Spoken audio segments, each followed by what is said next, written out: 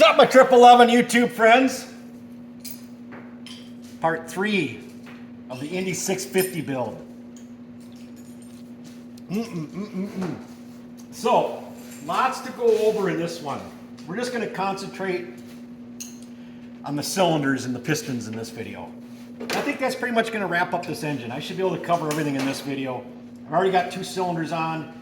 I'll go over what I did to get to this point, the major struggles that I went through. My therapist recently warned me that I was going to have some major life struggles coming soon. It was today. Oh yeah, trust me. When I tell you what I had to do, trust me. So let's talk about the difference between the 650-01 cylinders and the 650, 02, 03, and 05 cylinders. A lot of people commented on the first video about porting and stuff. Let's look at the difference in the porting. In the bottom right here, you can see, here's the 01 cylinder, here's the 02 cylinder. The major difference in the porting in there. And on the intake side, here's the intake side of the 01 cylinder. And here's the intake side of the 02 cylinder. Quite a bit bigger, very noticeable. When I first talked about identifying an 01 cylinder, I just talked about how the sleeve doesn't stick down below like the 02 cylinder. That's quick, easy identification, is just to not see that sleeve sticking out. But the intake side is majorly different. A lot different. Guys say you can port these to flow like one of these cylinders. I've seen some pretty radically ported cylinders, and I believe they could. So that's the difference between the cylinders. Pretty major. Pretty major. So what I had to do was, so I'm running Wiseco pistons. Trenton and I, both of our engines, I put Wiseco pistons in them. So hard to find the stock Robin pistons for these engines, and my supplier happened to have a couple sets of Wiseco standard bore on the shelf, so I went with it. I'm fine with running Wisecos. I run Wisecos on a lot of our engines. It's all about warm up. Start your sled, then go get dressed. Let it sit out there and run 5-10 minutes. Let the thing warm up. You shouldn't have an issue then. If you get on it and just frickin' pin it, yeah, you ain't gonna be winning. I can tell you that, because you're gonna be standing on the side of the trail. So warm up is key when you're running Wiseco forged pistons. The other thing is key is to check your piston to cylinder clearance. I went and stuck these pistons in. Trenton cylinders and the pistons, the Wisecos I used in Trenton's were a little bit different Wiseco than these. Clearances were all fine. I stuck these pistons in my cylinders and I'm like, oh boy. Good thing I actually checked it, because I honed 2/1000ths out of my cylinders. It sucked, but I did it. I almost thought about bringing them somewhere and having them power honed, because it was so much for me to take out with a hone. But I figured, you know what? I'm gonna struggle through it, because this video is all about using what you have at home. No fancy tools. I don't have a lot of the fancy stuff, and so I figured I'm gonna try and do this all at home, so anybody's watching and learning on these videos can achieve the same build I'm doing right now all at home with basic tools. I had to go buy a new hone, because the one I had, the stones were wore out, so I actually went and bought a brand new hone this morning. They're 40 bucks. I mean, that seems like a pretty minimal cost to be able to build an engine. So I went and bought a new hone and proceeded to hone cylinders for hours on end, it seemed like. It took forever to get the correct clearance. I'll show you how to check the piston to cylinder clearance. You want to go 90 degrees of the pin. Here's the pinhole, so you want to check it over here, about a 1/2 to 3/4 inch up. No further than the center of the pin located. This is the fat part of the piston right here. If you mic this, this is narrow up here. It's the fat part of the piston.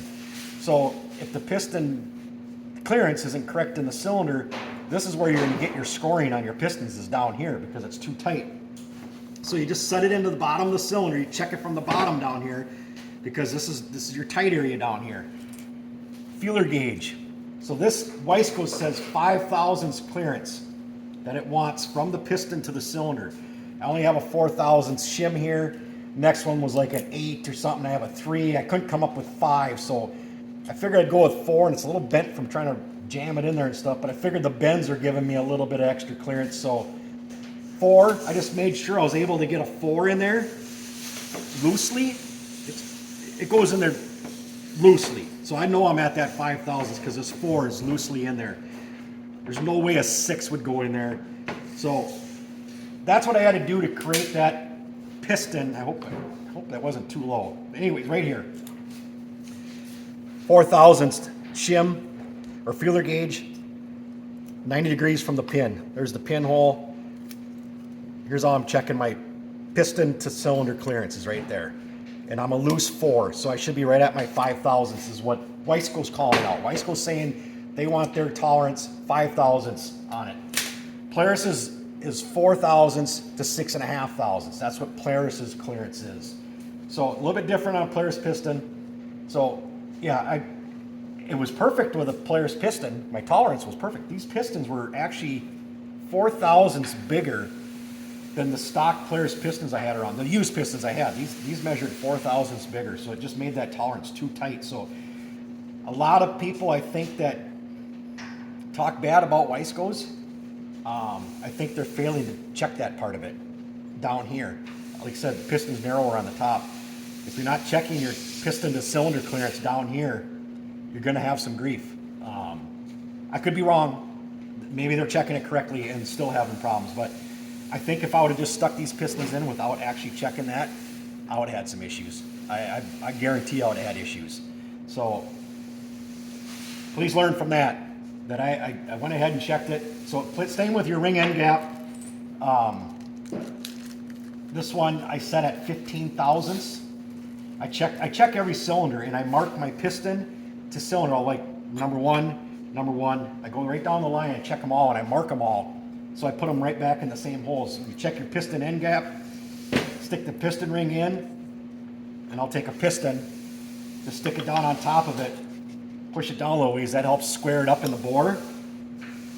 And I've already checked it, but it's at 15 thousandths. I'll check it again and just take a feeler gauge. And let me grab my 15 here. I've found in the past, every ring I've checked is dead on. The only other time I've ever had rings that were a little bit off were Wiseco rings. Sometimes they're too tight, because Wiseco wants their clearance a little bit more open. And a 15 just wiggles through there, so I'm happy with that. And I don't mind having my gaps a little bit bigger on Wiseco stuff anyways, because like I said, they tend to, you want to run your gaps a little bit bigger on it. That's what I've noticed in the past, is not to run them too tight. So good with that.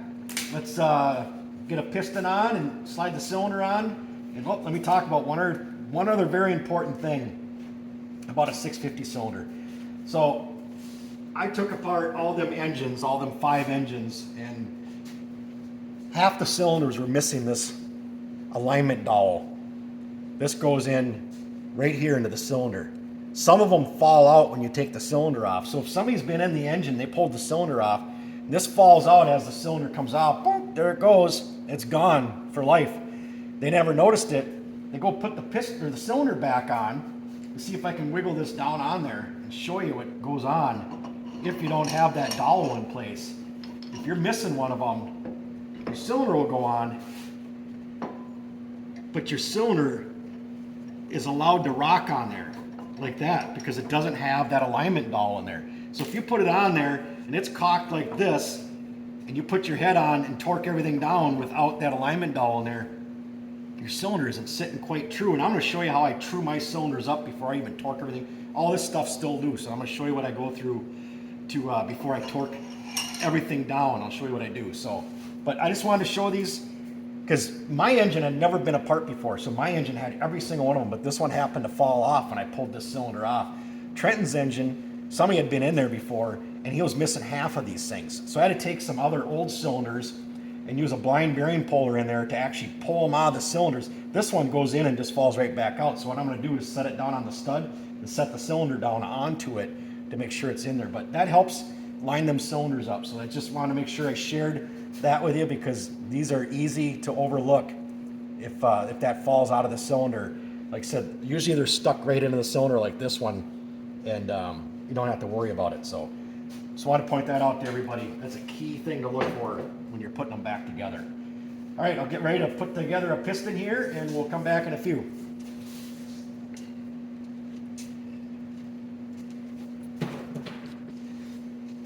All right, let's stick a piston on here.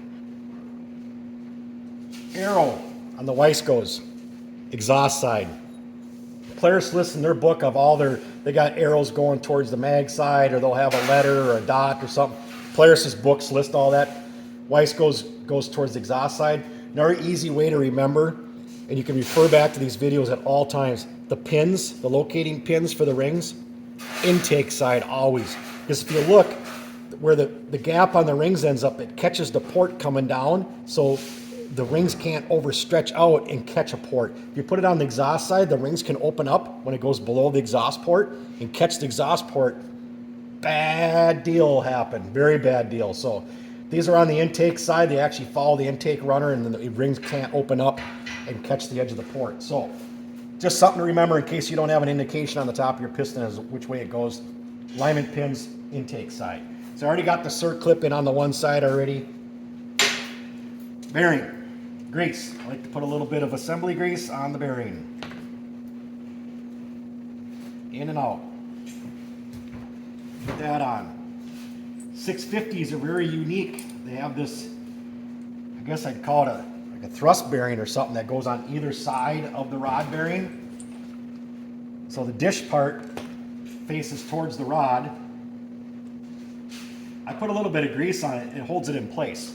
That's why I'm doing that. Just that little bit on there helps hold it in place until you get the piston on there. Just kind of line that stuff up.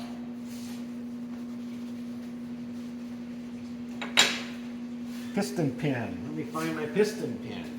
There it is.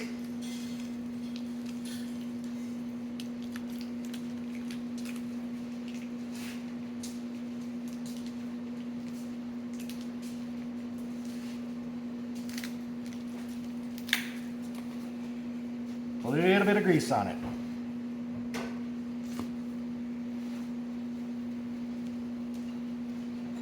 Started in the piston.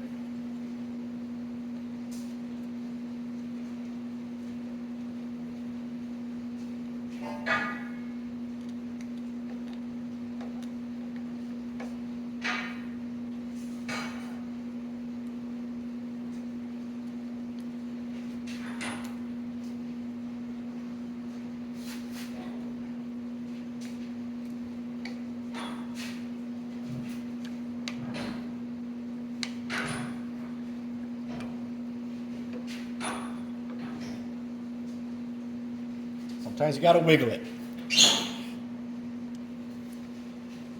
All right, piston pin is in. Let's get the rings on. These rings, I'm putting the letter upwards, but they're not crowned at all. They seem to go on either way, and I've noticed in the past the ring has a crown in it. They'll only go in one way, but these seem to go on either way, but I've just been keeping them all where the lettering is up.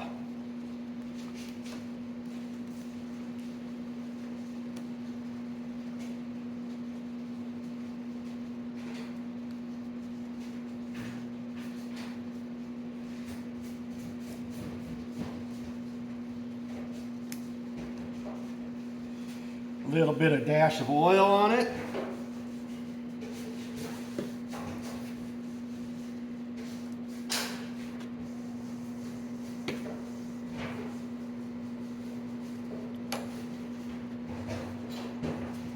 Oil in the cylinder.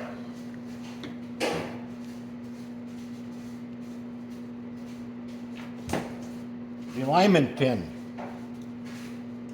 goes on that side right there because I can see the cylinder's on.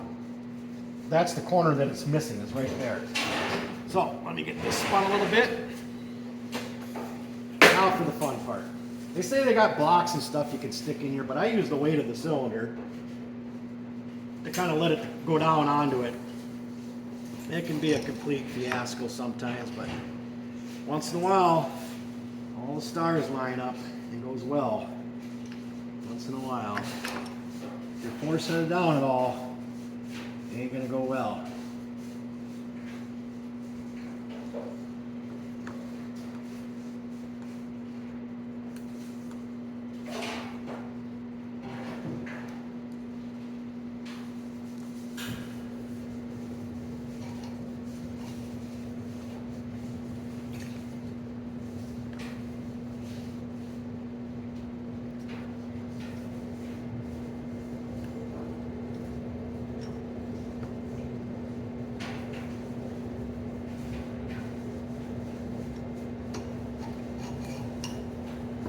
Just like that. Sometimes it can go so well for me.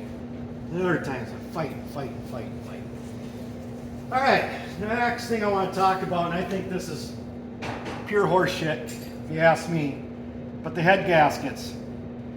If I didn't trim the edge of the previous one, the gaskets were overlapping. So I already cut the one off, the edge of it. So I've just been using the snips to trim off the very edge right here. I've been just taking maybe 1/8 of an inch off, but I think it's horse shit. A guy should not have to cut the edge of his head gasket off so they don't overlap, because they can't overlap. You can't do that. I think it's stupid that I had to do that. Set the head on. I'll get the nuts on, and then I'm going to put the accessories on. I'm going to show you why I do it. All right, I'm going to have Trenton help me torque it down, because it's nice to have him sit and hold the engine so it's easier. But so I bolted on both the water manifolds, the one on the cylinder side and on the head side. And the reason I do that is it helps square everything up with each other. If you bolt that manifold on, that one, and I didn't like reef everything down, I just kind of snugged everything, and that kind of trues everything up before you go ahead and torque all this stuff up here. So do the larger ones first. It's just a crisscross pattern, and those are at 26 foot-pounds, the 10mm bolts.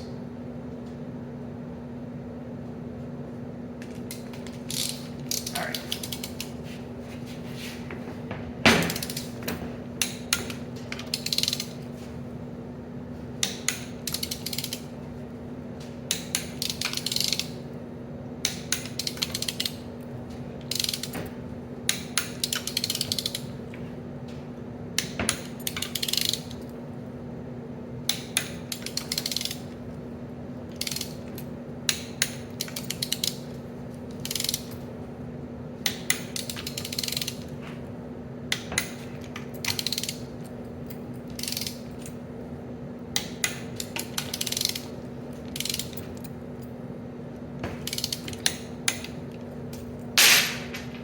All right, the next series of them is at 18 foot-pounds, the 8mm bolts.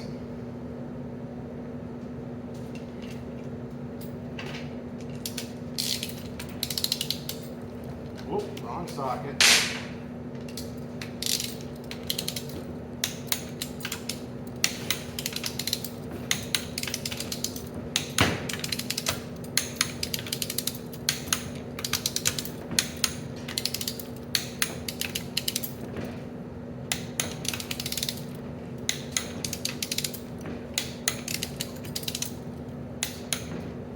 All right, we'll go back around them one more time, and then we'll start with the doing the flywheel. All right, all that's torqued. Let's do the old rope down the cylinder trick. You can agree with it or disagree. Glenn actually commented in the last video, and he's offering up making me a flywheel holder. That'd be pretty badass. Bolt right on the end of the flywheel here to hold it while torquing it. Yeah, so I let him know what the bolt pattern was, and that'd be pretty sweet. He's going to donate it to the shop, and that'll definitely go to a good cause because I could use it a lot.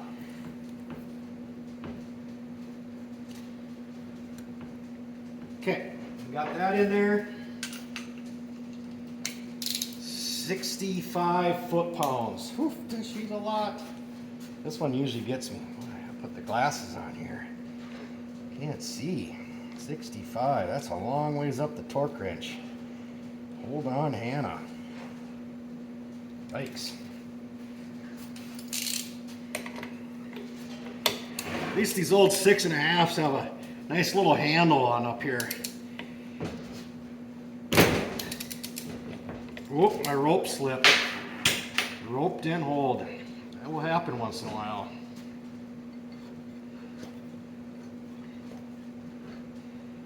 That will happen.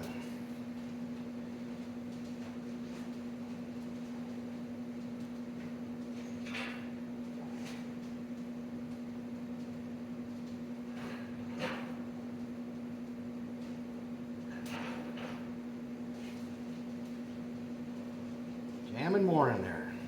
Feeding the hole. All right, let's try that one. Oh, that feels pretty good now. A lot of rope in there. Oh yeah, we got something going on now. Oh no, it slipped again. Oh, failed twice. I don't understand.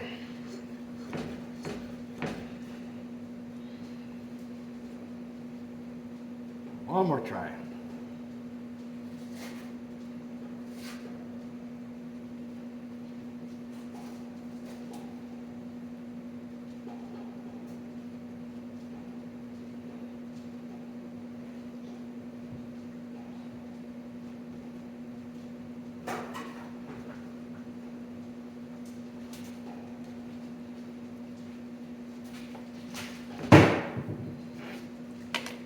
Come on, baby. We can do this. Oh my gosh. All right. This is getting old. Give me a minute. All right, I think I got a bite now. Remember what my therapist told me. I've got some real life struggles coming. That was some struggles. But it's right there, 65 foot-pounds. Got that. Torqued. Done. All right, let's put the water pump on.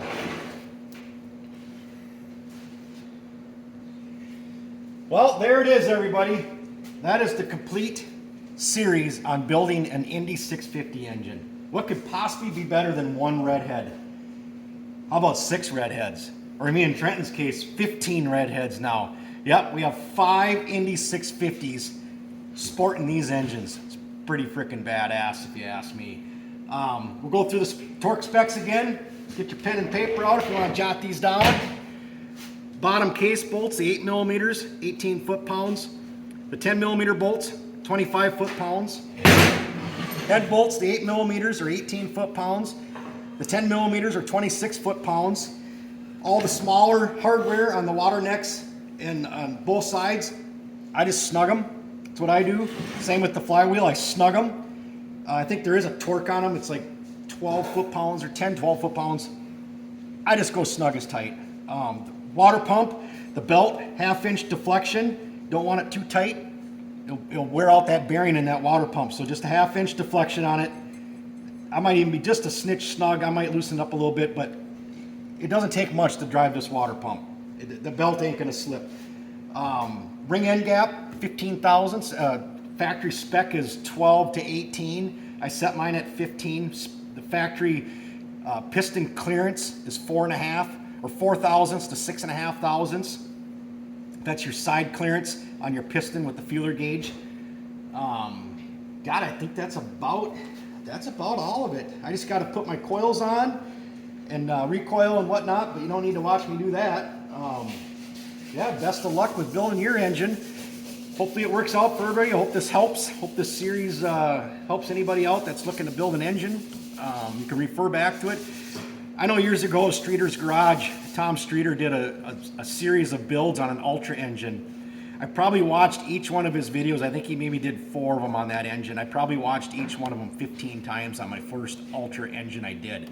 I'm learning right along with everybody else. I mean, I've been into snowmobiles for a long time, but I mean, I haven't been building some of these triple engines for my whole life. I've been building engines my whole life, but not some of these. I've been doing it for, pretty heavy for the last 10 years or so, but yeah, my first Ultra engine, I watched Streeter's Garage Ultra engine build numerous times, each one of them, because he gave out all the torque specs. He was very detailed on everything he did. I hope I was as detailed on what I did here, and I hope with sharing all the torque specs and stuff, they'll help you out to build your engine. So thanks for watching, everybody. Thanks for all the comments again. And we'll get some sled videos coming up here on some of our builds. Trenton's been hammering away at all day. Trenton, why don't you just pull that cover back quick, and we'll just give a sneak peek of what Trenton managed to get done today. I struggled with an engine an entire day. But Trenton's been hammering away on trying to get his sled back together. Did a pretty good job today. He's got the seat reinstalled. Chain case, tracks in. He's got all of his new lines on, his new fuel filters. And everything we'll share with the next video. I'll share what we used for the fuel filters and stuff that you can. It's a Fram filter you can get right from your local auto parts store. It's way cheaper than the Polaris filter. Well, he got his front shocks into. He switched over to Fox shocks also. So yeah, his is coming right along. I hope tomorrow the two of us can maybe team up on mine for a little while and get mine along, but definitely tomorrow the engines will be sitting in both the sleds. So thanks for watching, everybody, and see you in the next series of videos. Appreciate it. Well, he's already digging into the secondary now.